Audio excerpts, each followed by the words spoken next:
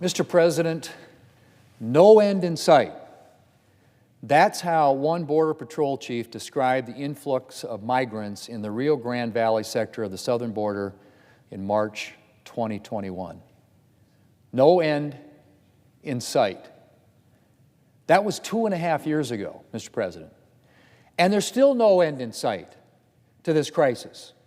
On Friday, we learned that 232,972 individuals were caught trying to illegally cross our southern border in the month of August. 232,972. That is the highest August number yet for the Biden administration. And all signs suggest that we're on track for a third record-breaking year of apprehensions at the southern border. In fact, roughly 11,000 individuals were apprehended attempting to cross our southern border in just 24 hours this past weekend. 11,000 in 24 hours. If the White House really thinks it's, quote, stopping the flow at the border, as the White House press secretary said last month, it should think again. And Mr. President, it's important to note that the numbers I've mentioned only reflect individuals who were actually apprehended. They don't include individuals who have made their way into the country illegally without being caught. Since the beginning of the Biden administration, there have been at least 1.5 million known gotaways. Individuals the Border Patrol detected but was unable to apprehend. Mr. President, the Biden administration's so-called border plan is clearly not working. And state and local governments are stretched thin. And I'm not just talking about border towns and border states. I'm talking about places like New York City, Chicago, Massachusetts. As migrants flood into these locations, blue states and blue cities are learning what border states have been experiencing for years. And they're struggling with the cost that this crisis is imposing. Denver, Colorado, has spent almost $25 million sheltering migrants. Chicago is projected to spend more than $250 million this year on migrant care. And New York City could spend $12 billion with a B, by 2025 on the migrant crisis, possibly precipitating cuts to city services. And just to give you one example of the current crisis, the city's begun housing 3,000 illegal immigrants at a makeshift shelter on local soccer fields, eliminating a popular source of activity and recreation for local children. Here's what New York City Mayor Eric Adams had to say about this crisis the other day, and I quote, "Let me tell you something, New Yorkers. Never in my life have I had a problem that I did not see an ending to. I don't see an ending to this. This issue will destroy New York City." End quote. That from the mayor of New York, Mr. President. Mr. President, the border crisis we're experiencing is the predictable outcome of decisions made early in the Biden administration. The President's team was warned of the possibility of a migrant surge.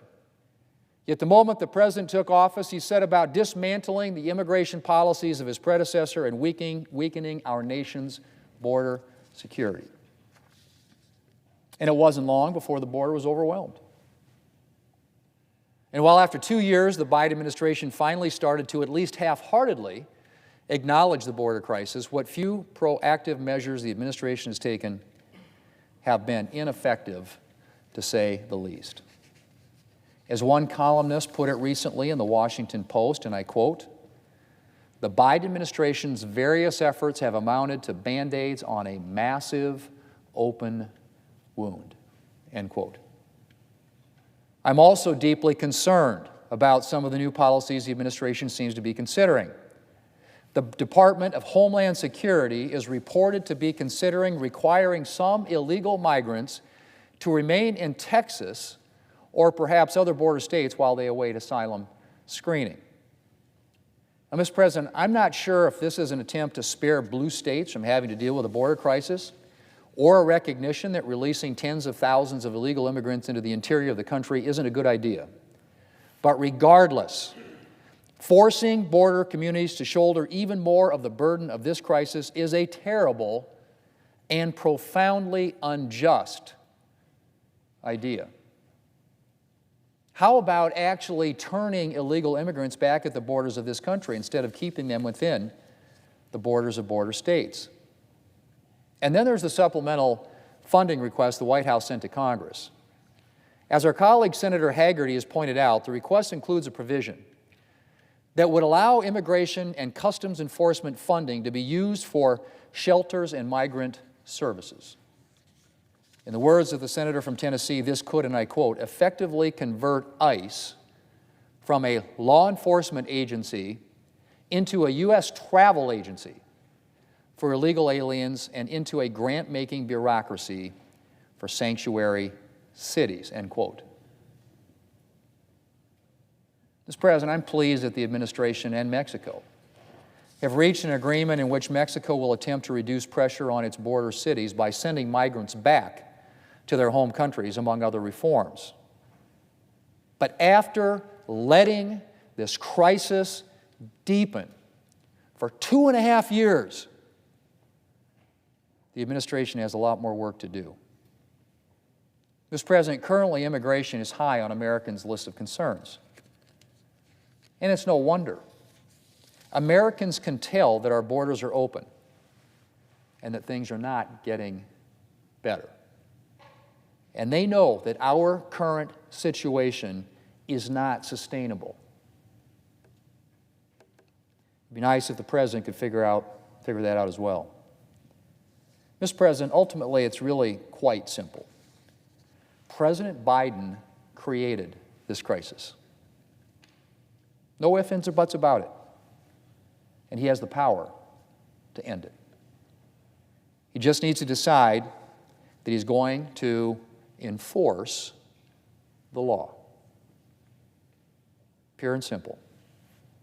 Unfortunately, until he does so, I'm afraid that it will continue to be no end in sight at our southern border.